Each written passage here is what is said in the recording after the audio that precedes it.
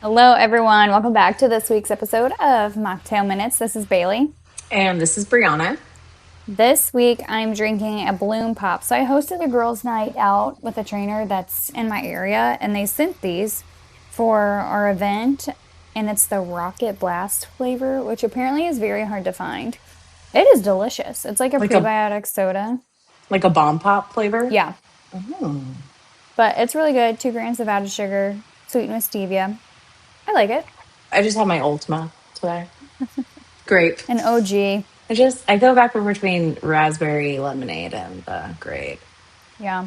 Josh is feeling crazy. He wants to do cherry pomegranate. He always does pink lemonade. He's like, I need something different. So I gotta order new ones. Spicing it up, you know? Yeah, going wild. This week we're talking about how fat loss works. So this is kind of inspired. I saw a TikTok or an Instagram post, someone explaining this. I was like, that's really interesting because I think when we think about fat loss, it's like, where is the fat going? What's actually happening? Yeah. So it's not something I always think about all the time. Yeah, I know the process, but we don't talk about it in sessions. We don't talk about it with people. So we thought this would be a fun topic to go over. What is actually happening when you lose fat instead of just thinking about it as burning calories, but looking at it as what's physically happening to a fat cell, where the energy goes, what happens to your metabolism, and why the scale can behave so different from actual fat loss. So that's what we're gonna dive into today. Yeah.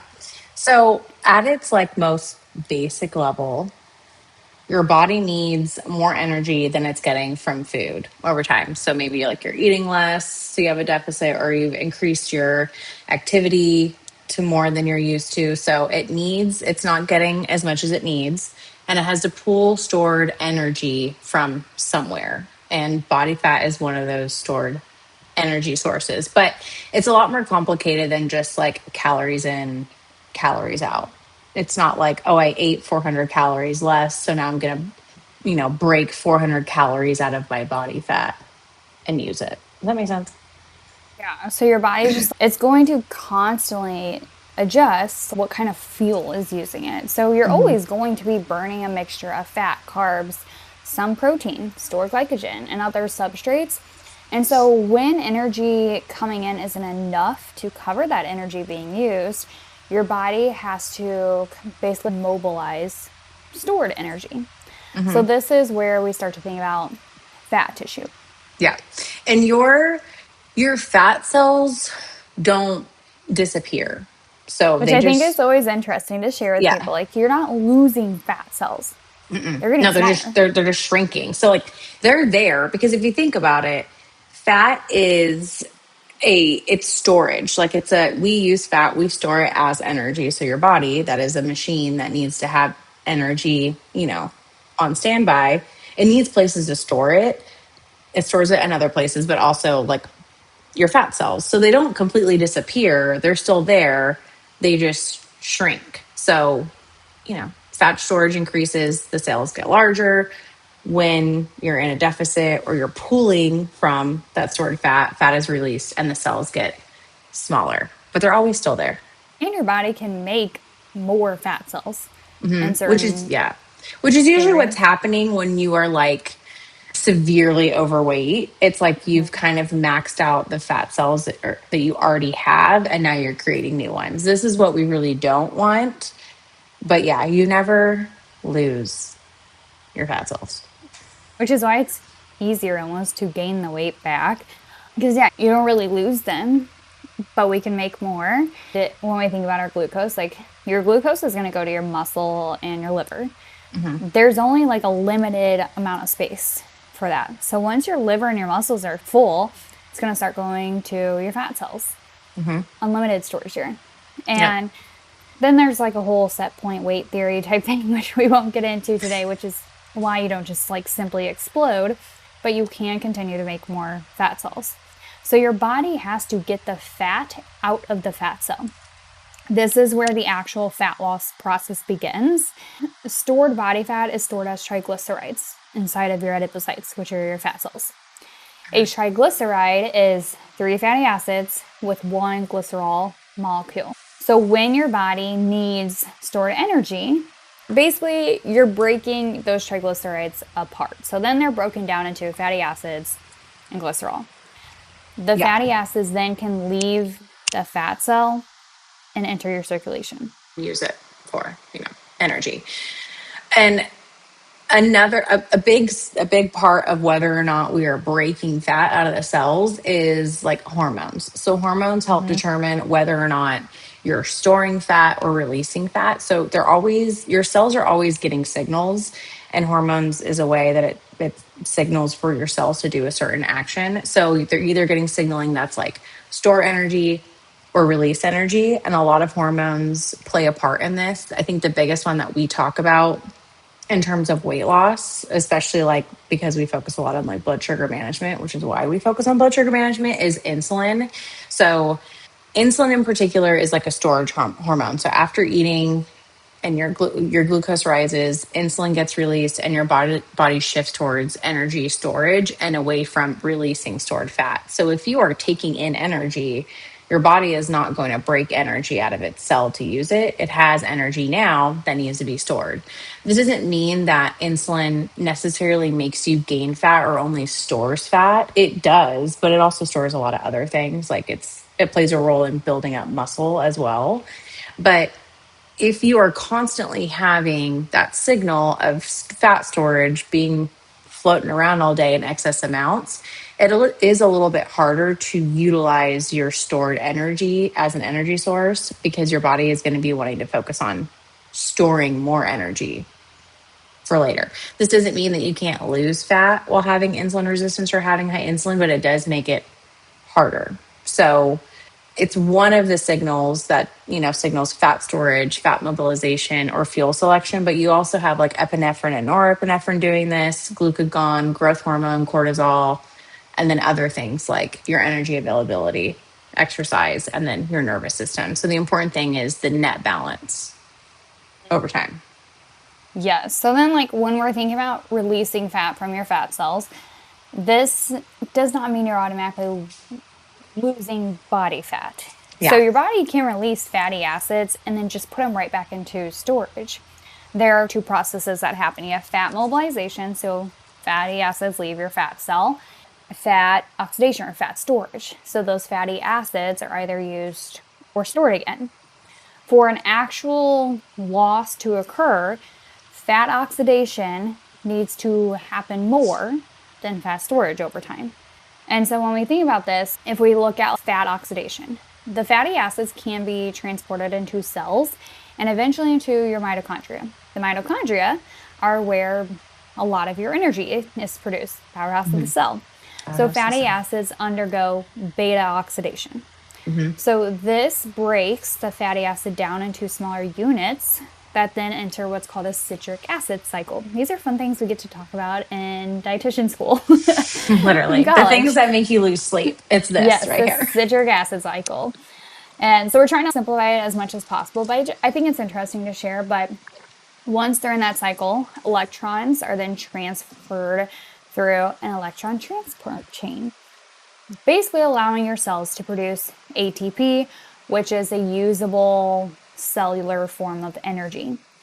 So, very simplified, we have a stored triglyceride, goes to your fatty acids, goes to your bloodstream, goes to your muscle and tissue, to your mitochondria, goes through beta oxidation, there's a citric acid cycle, the electron transport chain, Say that 3 times fast. ATP, yeah, and then energy is used by your cells.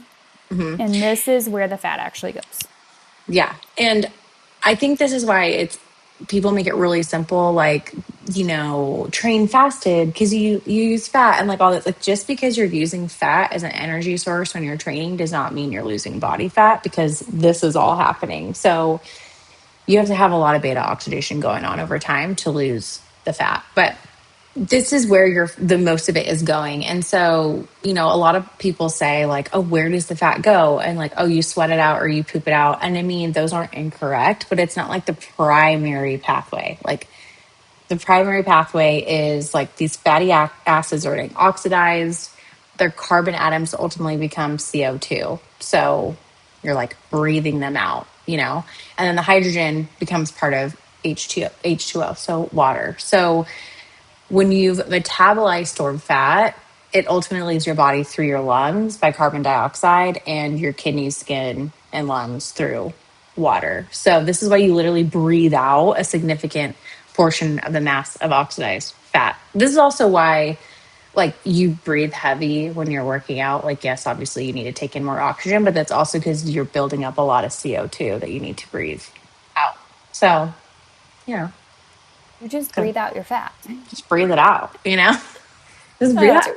I guess to clarify, you're not breathing out Right. literal fat. You're Yeah. exhaling the carbon atoms that originally made up the fat molecules. So, yeah, you breathe out fat. It's And also like why, because sometimes people will be like, oh, yeah, sweat, like sweat and pee. Like, just because you're peeing a lot or sweating a lot also doesn't mean you're getting rid of like yeah. the substrates of oxidizing fat. Like, getting in a sauna, you're not losing fat because your body didn't need to go through beta oxidation to sit in a And that's sauna. where, like, when we look at weight loss, your body isn't only burning fat. During a calorie deficit, your body doesn't just be like, oh, we're only going to look at fat. You are going to use carbohydrates, fat, protein. The proportions change depending on how much you're eating, what you're eating, your exercise, your intensity, your glycogen availability, your hormones, your training status, your body composition, the duration of your deficit. This is exactly why weight loss is not the same as fat loss, because you can lose glycogen, water, muscle tissue, all at different rates. And so I think that's a great point. Is like when people do this on, they're like, oh, nice, the scale's down. It's not because you just want, it's not because you just lost 3 pounds of fat. You're not going to do that. That's not how it works. No. And that is a big common misconception and why we're so like don't always focus on the scale because it's not telling you the whole thing. So like yeah, maybe at first you lose like a quick 5 to 10 pounds relatively quickly. It doesn't mean 5 to 10 pounds of fat, like you were saying. It's usually like your glycogen has decreased, like your liver and your muscle stores carbohydrates as glycogen. Those have decreased. When glycogen decreases, water decreases because what is it, like 4 little units of water per every glycogen or whatever. You're getting rid of that. You're getting rid of water. So you're also going to have less food in your digestive tract, changes in your sodium, changes in inflammation, like fluid balance. That is really what's happening in the beginning when you see those rapid 5 to 10 pound different on the scale, not fat. The scale could stop moving when you're trying to lose weight, but it doesn't mean you're not losing fat. Yeah. So yeah, like you could be down half a pound in fat, but up a half pound in water. You wouldn't see anything on the scale change, but it could happen due to what part of your cycle you're in. Did you have more sodium? Did you have more carbs? Did you have a hard day of lifting? Is there some inflammation going on? Did you sleep poorly? Are you constipated? Are you traveling? Are you having alcohol? Changes in hydration? This is why we look at trends. It's going to be more useful than like I weighed in once this month. We want to look at what your body is doing over time because one thing to think about too, with a deficit, your body can start to adapt. This is where, like our previous episodes about like metabolic adaptations, we've talked a lot about this. Your body doesn't love an extended deficit. As your body weight decreases, your energy requirements also decrease. A smaller body requires less energy. But your body can also make changes to adapt with energy expenditures. So you may unconsciously move less, fidget less, sit more, take fewer steps, have less just like spontaneous neat movement. Overall, this can often happen when our bodies start to adapt due to a lower intake for too long a time. So the whole process is this is the process. Okay. Calorie deficit. And we wrote it down because this is a long one. Calorie deficit. Energy availability decreases. Hormone and cellular signaling shifts. Lipolysis increases. Triglycerides turn into fatty acids and glycerol. Fatty acids enter circulation. Some are restored. You're not, some parts of that goes right back into being stored. Some are transported into tissues. Fatty acid enters mitochondria, beta oxidation happens. You go through that citric acid cycle that I have nightmares about. You create ATP and heat. Carbon turns into CO2 that you breathe it out. Hydrogen goes to H2O that you lose through water. And then fat cells get smaller.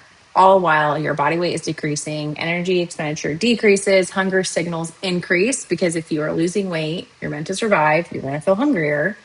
NEAT may decrease. This is where your NEAT movement goes down, metabolic adaptation occurs, calorie deficit becomes smaller because your NEAT movement has decreases, and fat loss slows. So the takeaway is fat loss isn't simply eat less, then you burn fat, and then you lose weight. It's more Yeah, accurately. you definitely need to create more of a sustained deficit, Hmm. mobilize your triglycerides, you're oxidizing fatty acids for energy, you're eliminating the carbon, primarily as CO2, and hydrogen as water. This is what shrinks your fat cells.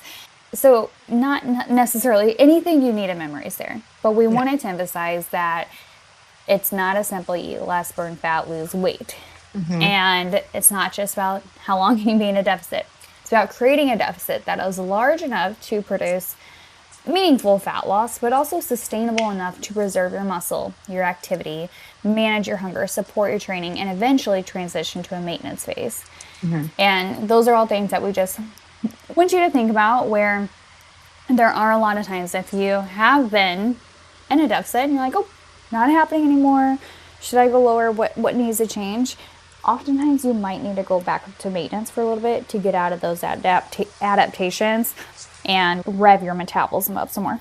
Yeah. And I want to emphasize this because I've had so many people this past week. It's only Tuesday. It's only Tuesday. That's insane. Monday was a long day. That are like now in their 40s, sometimes 50s, and the whole like, it used to be so easy to lose weight when I was in my Yeah. 20s. It's going to take a little longer because your body is a machine. Cellular signaling has slowed down. Maybe your cell health isn't as great. All this is becoming, you gotta put in a little extra work for it to happen. So there's a lot going on, which is why we're always like nothing is happening just by itself. We're not a vacuum. There's a lot going on. It takes time. And this is why you want to be having your body work as efficiently as it can, because all this is a lot of process. You don't want to, you're not going to get there overnight. Your body isn't made for that. It's just not. It's going to backfire. Yeah. And this is exactly where our next episode is going to be about how to target fat loss. Hmm. So make sure you come back next week. We'll do a little kind of like part two to this with now that you understand what's actually going on. It's not just like we're pooping on our fat all the time or I don't know, but Yeah. there, We're there sweating is it a out in the sauna. process. Yes. Yeah. Now that you know that there is truly a process to losing fat, we're going to teach you how to really target fat loss. Yep. So, That'll be a good we'll be one. back next week with a brand new episode, and we'll talk to you later. Bye. Bye.